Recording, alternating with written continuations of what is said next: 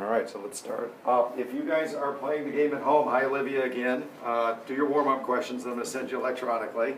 For those of you who are playing the in-class version, let's speed through it, and I'm just going to spotlight certain ones. So let's just kind of summarize with 17, 18, and 19. Remember, having created the legislative branch and answered some of those thorny questions about representation and the inherent interest of large states versus small states and southern states versus northern states, we tackled the tricky question of creating the executive branch, which gives us concern because it's a single position that heads the executive branch. It's analogous to a king. They have the power to execute. This scares us. So we build in a lot of safeguards. We build in a process of removal, and you should be able to do that two-step process. There's a logic to it, why it starts in the House and then goes to the Senate. There's a logic to the numbers, why you would have 50% and then a supermajority, a two-thirds percentage need to remove. We have a chain of succession. Now, the Constitution just builds in president to vice president. You know, fear of a larger kind of calamity leads us to come up with this larger chain of command, and again, there's a logic to it. There's a logic to why we go to the House, and then the Senate, and then the Cabinet. And hopefully you remembered that sequence. What was left out and what we need to amend in addition is the greater problem, that presidential death is definitely something that we have to have a contingency plan for. But in some ways, how is the example of like Garfield a bigger problem? When we did our presidential succession, it didn't account for problems that like Garfield and Wilson brought up. What do you say, Jen? If the president's disabled. Yeah, if the president is not, you know, they're alive, but they're completely incapacitated.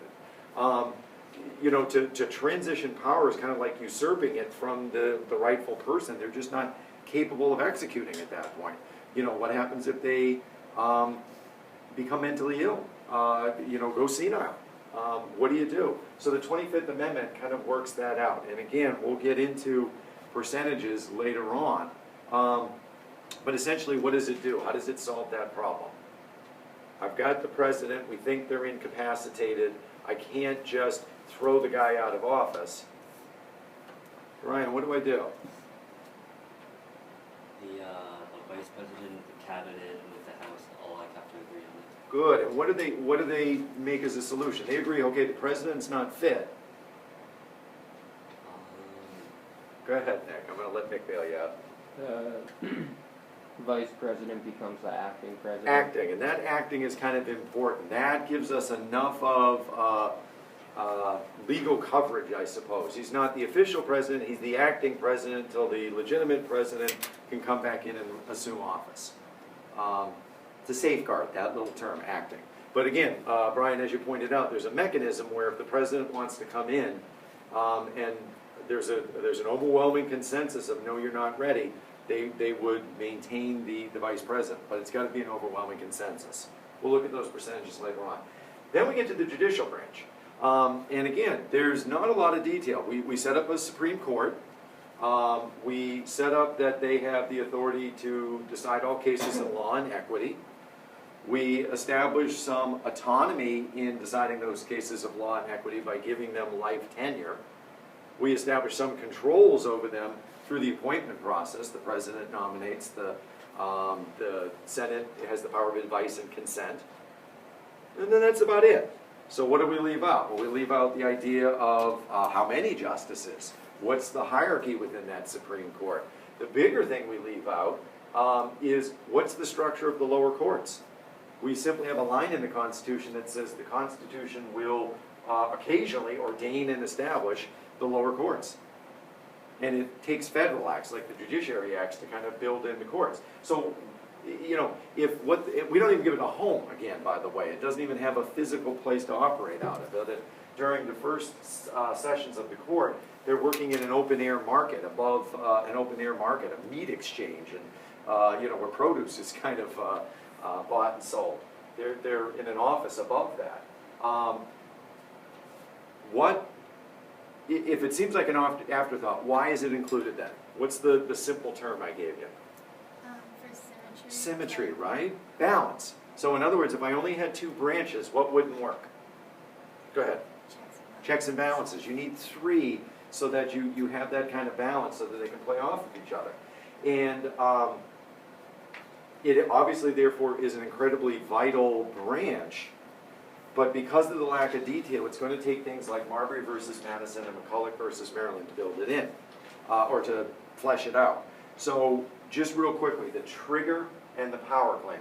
Marbury versus Madison is perhaps the most important. If there was, if I was doing a hierarchy of what I would, what I'm teaching you, I don't know, that might be number one. So what is the trigger? Kelly, what was the trigger? Midnight appointments. Jenny, what's the power? Judicial review. For right now, that's good. Later on, what you're going to get is that the controversy was, again, over midnight appointments. The outgoing Federalists, led by Adams, are trying to fill the judiciary with Federalist appointments. Jefferson comes in and he's really concerned that, I can get Federalists out elsewhere through the power of appointment, through hiring and firing, essentially. But I can't get them out of the judiciary. They serve for life. He said they're retired into the judiciary. It's kind of an interesting thing. Federalists retired into the judiciary. They're there for life. So essentially, with his refusal via his Secretary of State not to file those appointments, the case kicks in. Now, eventually what you're going to do is get the language that at the center of the controversy is whether or not the Supreme Court can even look at this case. The Judiciary Act gave them original jurisdiction over cases involving a writ of mandamus. Those three phrases eventually are kind of critical. Judiciary Act gave them original jurisdiction over cases involving a writ of mandamus. It gave them original jurisdiction over a case where they have to decide whether or not they're going to compel the government to do its job. Did the government not do its job? Did it not file these appointments? If yes, they didn't do their job, then the court can claim that power to say, government, do your job. What they did, again, was brilliant. What they decided to do was to essentially give up a power, and in doing so claim a greater power. And the only one that they took a power away from was themselves. So again, what they said is the Judiciary Act illegally gave us original jurisdiction. Therefore, that act of Congress is unconstitutional. We're striking down the right for us to hear cases in this area first. Congress isn't going to object. The President isn't going to object. They haven't put Marbury into the position, so Jefferson really isn't going to object. And what they've done is quietly and unobtrusively struck down an act of Congress, again, by taking a power away from themselves, and they've claimed judicial review. And then they sit on it. If the court was to be kind of more robust, that would have been the end of our story. They would have become a kind of a meaningless institution, arguably. Who's the brilliant Supreme Court justice that's behind this? And behind McCulloch versus Maryland, and behind Gibbons versus Ogden. Brian. John Marshall. Know him. He's a giant. So he's behind McCulloch versus Maryland as well. Liam, what's the trigger in that case? What's the controversy? McCulloch versus Maryland. Is it Maryland tries to tax the National Bank. There's your shorthand. And what are the two powers they claim? Alex, what's one? They claimed implied powers and supremacy. Excellent. Implied powers in the Supremacy Clause. Again, we're looking at, does the Supreme Court, or does the Congress have the right to create this bank in the first place? That's kind of the first issue. When you look at it, I can't find anywhere in the writing of the Constitution the idea that they have a right to create a national bank. There's all these delegated powers. Power to borrow and coin money, the power to tax and spend, but there's nowhere that says national bank. What Congress does is they focus on that phrase within the Constitution that Congress can do anything necessary and proper to carry out its delegated powers. So from there you can imply, well, if you have the power to borrow and coin money, you must need a place to put it. You must need a way to kind of regulate the coming and going of federal finances. Therefore, you can logically derive, and this is the important thing, this power from a delegated power. Implied powers just don't come from anywhere. They're not just magically cooked up. There has to be a logical basis for them, but based on that phrase in the Constitution, which we've nicknamed, anybody know? The necessary and proper clause, hint, allows the federal government to stretch its powers. Jenny? The elastic clause. It allows the federal government to stretch its powers, okay? So we have to have the courts, work out their own powers for themselves because the Constitution is silent on it. What else do they leave out? Well, they leave out a Bill of Rights. There's a lot of rationale for why they leave out a Bill of Rights. And you see the big arguments here in black first and the smaller details to support in red. One of the major arguments for why we don't need a Bill of Rights is you already have rights. They're kind of built into the Constitution. And we'll look in a second about how the states guarantee certain rights. So when you do, later on you're going to do a kind of a perusal of the Constitution, you will see certain Latin phrases built in that establish guarantees against some of the biggest fears, from the American Revolution in particular. So for example, there's this writ of habeas corpus. Writ means right, habeas corpus, you hear the word corpse, body. And what it means is you shall have the body. There is a constitutional guarantee that if you are arrested, you have certain legal procedural rights, and chief among them is the right to be brought in front of a judge to make sure that there are grounds to hold you in the first place. Alex? Sorry, I have one question. Yeah. That goes back to yesterday's one. Sure. And it was on 12 and 13. 12 and 13. And I think it was asking, like, what debate is over trade. Oh, so when we're looking at the issue of northern states wanting bigger federal power to allow manufacturing to flourish domestically through tariffs and duties to kind of put some barriers against English manufacturing interest. And then remember, the southern states are afraid there'll be counter tariffs and that will affect their ability to export agricultural goods and import slaves.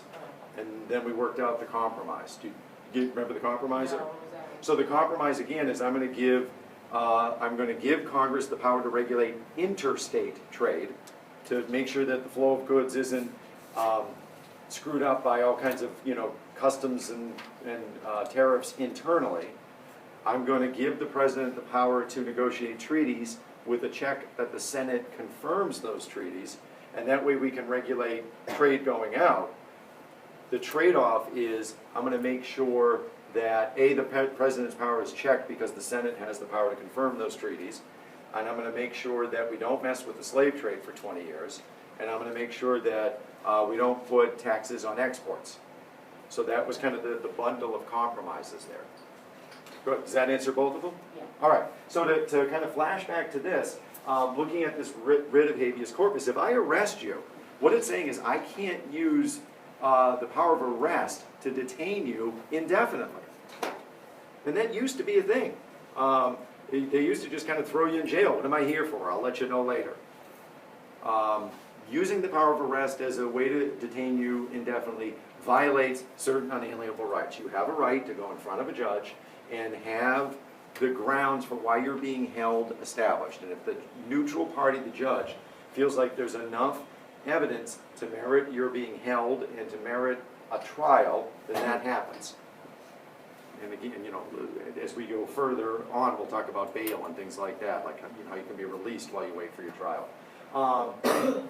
This is kind of still an important consideration. Later on, we'll look at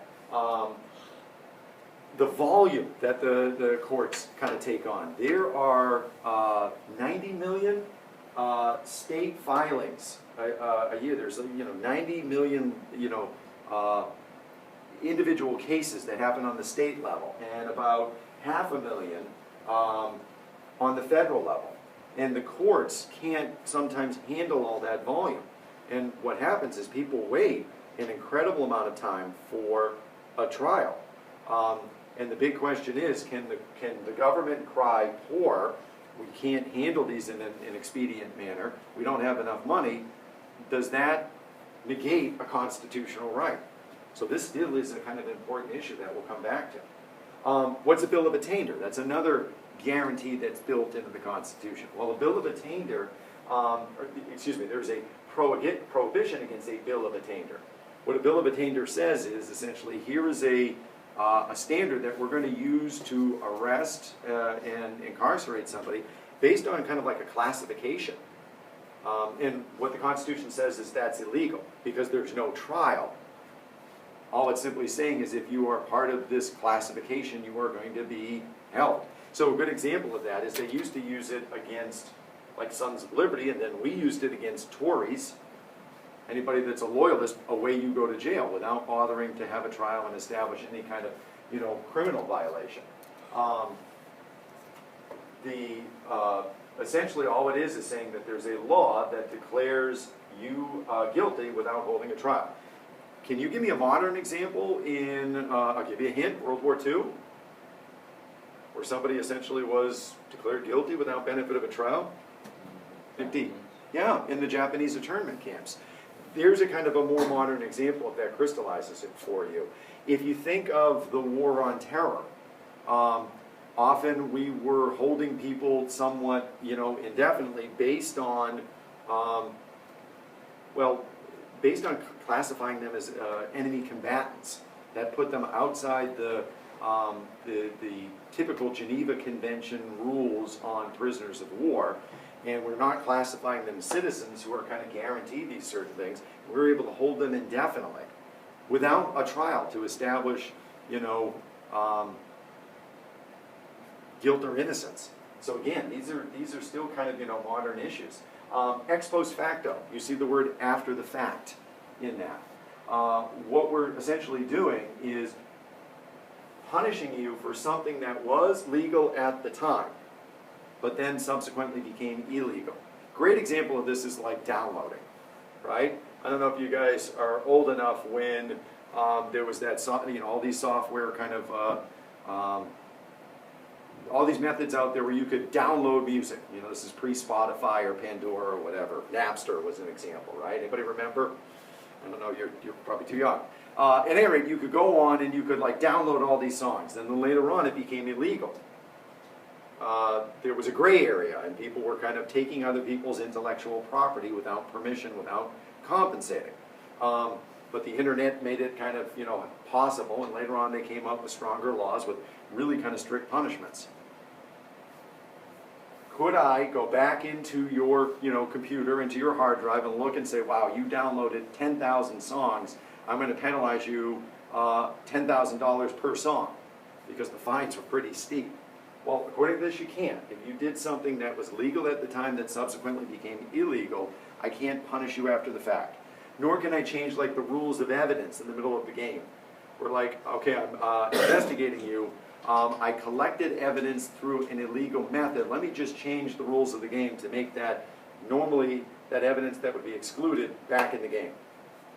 I also can't, if I've got you under arrest or you're in jail for arson, and it carries a 10-year sentence, I can't all of a sudden change the minimum sentencing guidelines to, let's say, 20 years and bump your sentence up. I could do it for anybody else that's been arrested, but I can't take someone who's currently serving a sentence that's 10 years and say, we changed the law, it's now 20 years. Okay? So that's a guarantee in the Constitution. Now, I don't know if those three guarantees feel like enough, but the founders said, you have the major guarantees that you need, and in addition, there's, other ways that you're safeguarded. Most states had a Bill of Rights. And our identity at this point is not with the national government. The national government is an abstraction. It is far away, and we're not connected to it because there's not the communications and transportation kind of infrastructure that will happen later on that makes us feel more connected to DC. So when people think of their identity, I'm a citizen of Massachusetts, I'm a citizen of Georgia, and they think of their rights as being vested from the states. So you have certain protections built in, and really most of your rights are going to be safeguarded by the states. Then they get clever. Again, why isn't it necessary? Well, writing down rules, it can backfire on you. Like, picture a teacher who's going to write down their classroom rules. And they have, you know, the 3 rules. I think I did this example with you guys, right? You know, you have to be on time, you have to do your best, and you have to be nice. And then I come in and you guys are engaged in a massive desk fight. And I mean, you're throwing desks at 100 miles an hour. And I have an apoplectic fit. What are you doing? Well, we were on time. We all agreed amicably to have a desk fight. We all kind of, you know, we discussed and we agreed. It was all consensual. And we're trying our best. I'm really trying to get this desk to go as fast as I can into my classmate's skull, right? When you write down rules, what you do is you leave gaps, right? I've got 5 rules. That means there's 10 gaps. Writing down rules means there's a finite approach. What if I write down your rights and I leave one out? Because I didn't anticipate a modern kind of like, you know, we talked about privacy, but we talked about privacy in your home, and then all of a sudden there's these computers, and then we're into electronic privacy, but I didn't anticipate that. And it's not there, all right? What happens when you write it down and it gets violated? A lot of teachers have this. You write down a rule that you realize you can never enforce. And then as students begin to trample that right, what happens to the teacher's credibility? Right? When you write it down, it's not a guarantee that it will be honored or protected. And in fact, it can backfire on you. If it is not honored or protected, it certainly shows you as powerless. This is, I think, one of the most interesting intellectually kind of arguments. We've talked about delegated powers. Those are the ones that are written down, right? And we've seen prior to McCulloch versus Maryland, they take kind of a literal approach to the delegated powers. And so the argument is this: when I look at the delegated powers, do I see any right to take away speech or press or assembly or religion? Is that a specific delegated power that the federal government gets to you know, arrest people for libel and slander? No. Well, if it's not there, then they can't do it. And therefore, it's an interesting argument because there's not a delegated power to violate rights. By definition, the federal government can't violate rights. It's not one of their delegated powers. I don't know how comfortable that would make you feel. What's under the surface and what's largely being unspoken, though, is how do you have a Bill of Rights when you have the institution of slavery? How do you talk about all men are entitled to the following things, except, or but, ... you know, the people that are in bondage and servitude. So the Constitution has some major gaps. This last, you know, gap of not having the Bill of Rights is a fairly glaring one. And even though the convention, you know, wraps up, they are, you know, going to have that debate about the Bill of Rights. They're going to internally decide we're not including it at this point. The public reaction is such that they know that there's going to be a second phase, that they will eventually have to include one. And so, based on essentially certain states like Massachusetts saying we're not signing on to this until there's a Bill of Rights, they do begin to make a plan to write them. And James Madison, again, I talked about him being, you know, that really important Virginian, is going to take the Virginia Bill of Rights and draft it into what we know is our Bill of Rights. And I keep referring to it as a Bill of Rights. What am I looking at? What physically makes up the Bill of Rights? It's the first what? Jen? First 10 amendments to the Constitution. So James Madison is going to be doing that work. He's borrowing from George Mason, who did a lot of work on the Virginia Bill of Rights. And they'll modify it, and they'll eventually submit that. That's going to be critical for state ratification. Because again, what I'm going to get into here in a second is ratification of this is going to be a 2-step process. This is a contract. This is part of the social contract theory. There's 2 parties.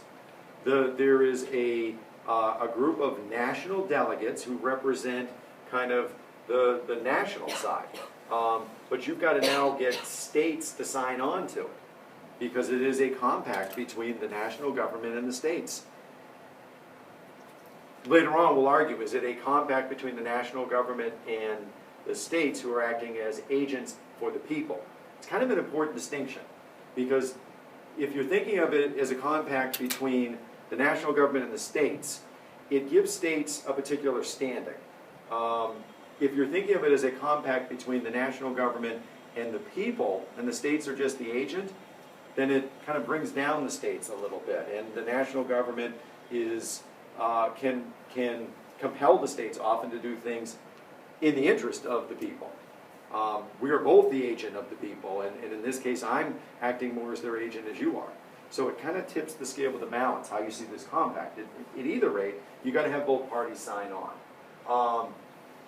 In terms of the convention, they ratified. It's 39 out of the delegates. It's not unanimous, but they get 39 of the delegates to sign on. They're making it pretty. Governor Morris is the one that's kind of styling it. And we're going to go to the states next to ratify. Now, the big question is, where in the states do you go? Like, let's see if you remember this. How are we picking senators? Remember, we don't directly elect senators. What logical body did we use to elect senators, Jen? State legislature. State legislature. So if you're looking at, let's figure out how to ratify this, logically, I've got existing legislative bodies in every state that have been elected to represent the people. Why not go to them? They are more bound to the Articles of Confederation because they give them more power. Good. They've got a vested interest in shutting this down. If we vote for the Constitution, we lose power. So again, this is kind of an interesting, story here. We are not looking for 13 out of 13 to sign on to it. We've already kind of blown that out of the water. We're looking for state ratification, not through the existing Articles of Confederation or state legislatures. We're going to go to special conventions that you'll read later on. There was some arm twisting that happened in these conventions. And we only want 9 out of 13. All right? So this is kind of contentious. And as a result, we really do have our first kind of, rise of partisanship. We've had loyalists and loyalist Tories and patriots. But, this is, I suppose, a more pronounced, rise of partisanship over the Constitution itself. We have anti-federalists and federalists. Not surprising, the list of anti-federalists. That list of names ought to be pretty familiar. You've got some radicals in there that, if you had asked them to revise the Articles of Confederation, they would have given even less power to that central government, more power to the states. They fear strong central government. And when they look at this Constitution, they're concerned. They feel like the federal government, one, not only has too much power. There's that axiom of power corrupts. And so when they look at it, they're like, whoa, you've given them some major power that is dangerous. The power to tax, the power to raise an army, the power to negate state law. Not only is this power scary, you've given it to the wrong kind of body as well. If you ever were going to give anybody this power, it should be the states. They're the ones that are closest to the people. They're the ones that are the most easily controlled. But you've given not only scary power out, you've given scary power out to a national government. It's almost like a, insult to injury. It's worse that way. And we'll look at that in a second in Federalist 10. I'll circle back on that. So, okay, you've given it too much power into the wrong branch. Have you at least safeguarded it? Well, when they look at the safeguards, they're going to say no. Now, when you look at the safeguards, you're going to see, and you're going to get fluent in the checks and balances. And there's a tremendous amount of checks and balances. But for the federal anti-federalists, there's not enough. We talked about it earlier. There's a single executive. You didn't have a dual executive. You haven't checked that executive's power with a council. That scares us. You've got, they're going to charge in a lot of their writings that our legislative branch represents an oligarchy based on the numbers. You don't have enough representatives. And you're going to have these elite bodies that are like oligarchies. They're going to look at, and you're going to look at this, one of your jobs is to read the Federalist Papers where they make an argument about whether or not checks and balances negate separation of powers. How can I both separate and overlap? That's contradictory. Your model is flawed. there's no Bill of Rights. On and on they go about, not having enough safeguards. They'll look at pay and things like that. And then they'll make a charge that, not only is it too much power to the wrong branch with not enough safeguards, but it's largely done illegally. You are going outside what the Articles of Confederation set up to amend. You did it in secrecy in a closed kind of room in Philadelphia in Independence Hall. You have undemocratic principles in the Electoral College, the election of senators, the fact that justices serve for life. They've got some major concerns, and those are going to be answered by the anti-federalists. Excuse me, the federalists. In particular, again, we'll look at, and you've already started looking at the Federalist Papers, and those are written initially anonymously. On some level, it maybe removes a bias. If you see a name and then you begin to say, well, you can dismiss it. You can say, well, that person is obviously going to make this argument because of who they are. So they're initially written anonymously, but the three that are revealed to be the authors of the Federalist Paper, Alexander Hamilton, John Jay, he may not be as familiar. Remember,